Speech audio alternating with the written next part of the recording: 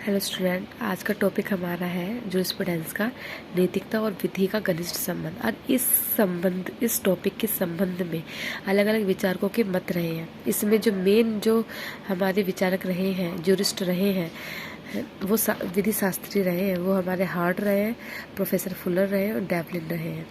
जो हार्ट मानते हैं कि नैतिकता और विधि में घनिष्ठ संबंध है, लेकिन इनका परस्पर कोई संबंध नहीं है। कहने का मतलब ये, जैसे कि हम यदि एग्जाम्पल के तौर पे देखें तो हम यहाँ पे कृष्णा और राधा जी के संबंध को यहाँ पे रख के देख सकते हैं। जैसे राधा और कृष्णा जी का आपस में घनिष्ठ संबंध है, लेकिन परस्पर इनका कोई संबंध नहीं है। तो हम इनको इस तरीके से देख सकते हैं, क्योंकि उनकी शादी, उनके जीवन का जो पार्टनर है वो बना कौन? रुक्मिणी बनी। लेकिन घनिष्ठ संबंध जो पूरे ब्रह्मांड में मान्य है वो राधा के साथ ही उनका नाम जुड़ता है। और दूसरा ये कि जो हार्ट है वो कहते हैं कि नैतिकता व विधि को पूर्णतः अलग नहीं किया जा सकता विधि से। क्यों? क्योंकि वो कहते हैं कि जो विधि बनती है, जो विधि होती है वो नैतिकता पे बेस्ड होती है। अब दूसरी बात ये कि जो इन्होंने बुक भी लिखी है ना, हार्ट ने अपनी नैतिकता और विधि से संबंधित, तो इन्होंने 3 बुक लिखी। एक तो लिखी कॉन्सेप्ट ऑफ लॉ, दूसरा रूल ऑफ रिकॉग्नाइजेशन, तीसरा है separation of law and morals की बात करी है। अब दूसरी बात ये, इसी के जस्ट अपोजिट हमारे हैं फुलर साहब। प्रोफेसर फुलर कहते हैं उन्होंने केवल नैतिकता पर फोकस किया है और नैतिकता को 2 भागों में बांट दिया। एक बाह्य नैतिकता, एक होती है आंतरिक नैतिकता। और आंतरिक नैतिकता वो नैतिकता मानी उन्होंने जिसमें 8 गुण पाए गए। पहला, और जहाँ आंतरिक नैतिकता होगी और 8 गुण पाए जाएंगे, उसी नैतिकता को एक तरह से विधि माना गया है उनके अकॉर्डिंग। उन्होंने बोला है समानता, दूसरा घोषणा, तीसरा भविष्यलक्षी प्रभाव, चौथा बोधगम्यता होनी चाहिए उस नैतिकता में, पांचवा है कि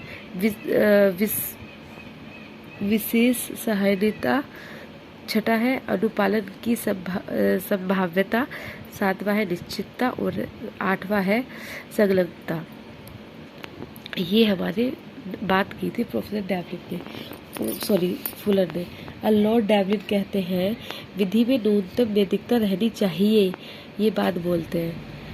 और एक फुलर साहब, जो प्रोफेसर फुलर है, उनकी एक बुक है जो बहुत ही फेमस है और जो यूजीसी नेट के एग्जाम में आती भी है। उस बुक का नाम है मॉरलिटी ऑफ लॉ। ये हमारे इसके बारे में बात करता है, नैतिकता और विधि के बारे में। और मैंने कुछ नोट्स तैयार किए, जैसे कि इसमें मैंने लिखा कि HLA हार्ट की विधि संबंधी अवधारणाएं थी। वो नैतिकता के पक्षकार थे। हार्ट जो थे नैतिकता के पक्षकार तो थे और प्राकृतिक विधि के समर्थक थे। और जो प्रोफेसर हार्ट थे उनको आधुनिक आंग्ल विधि शास्त्री माना जाता था। उन्होंने बुक लिखी concept of law, rule of recognisation, ठीक है, separation of law and moral. और इन्होंने लिखा कि विधि की निश्चितता जो है वो विधि को न्याय तथा नैतिकता से पूर्णतः अलग नहीं किया जाए। उनका मानना था कि जो विधि की निश्चितता होती है, उसको निश्चितता के लिए जरूरी है कि विधि को न्याय तथा नैतिकता से पूर्णतः अलग नहीं किया जाए।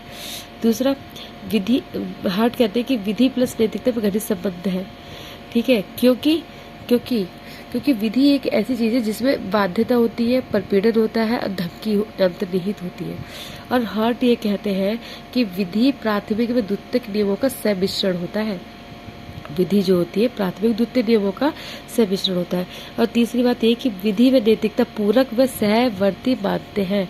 प्रोफेसर HLA हार्ट जो है वो विधि व नैतिकता को पूरक भी मानते हैं और सहवर्ती भी मानते हैं, दोनों ही तरीके से मानते हैं, ठीक है। पूरक जो एक दूसरे के अगेंस्ट, जो सहवर्ती जो साथ साथ चलते हैं।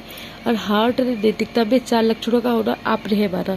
कह रहे कि नैतिकता विधि बन जाती है यदि 4 चीजें उसमें आप रही हो। पहला, महत्व होना चाहिए उस नैतिकता का। दूसरा, नैतिकता विस्मय पूर्वक परिवर्तन से उन्मुक्त है। तीसरा, कि नैतिक अपराध का स्वैच्छिक स्वरूप होना चाहिए। चौथा, कि नैतिकता के पीछे नैतिक बल होता है, ठीक है। अब इसके आलोचक रहे फुलर और डेवलिन, क्योंकि इन दोनों ने नैतिकता को ज्यादा फोकस किया है। अब प्रोफेसर फुलर ने जो लो प्लस मोरल को इन्होंने से हेतुक माना है, परस्पर संबंधित नहीं मानते, केवल नैतिकता पर ही फोकस करते हैं। और उनकी बुक जो थी वो थी मॉरलिटी ऑफ लॉ। और आज का टॉपिक हमारा यही है। और ये इसके नोट्स जो मैंने हैंडमेड है, बस ऐसे ही मैंने थोड़ा सा तैयार कर लिया था, लेकिन मेरे को ये नोट्स अच्छे से बनाने होंगे, तभी मैं आपको प्रोवाइड करूँगी। बस ओनली पढ़ाने के पर्पज़ से एक क्लास लेना चाह रही थी।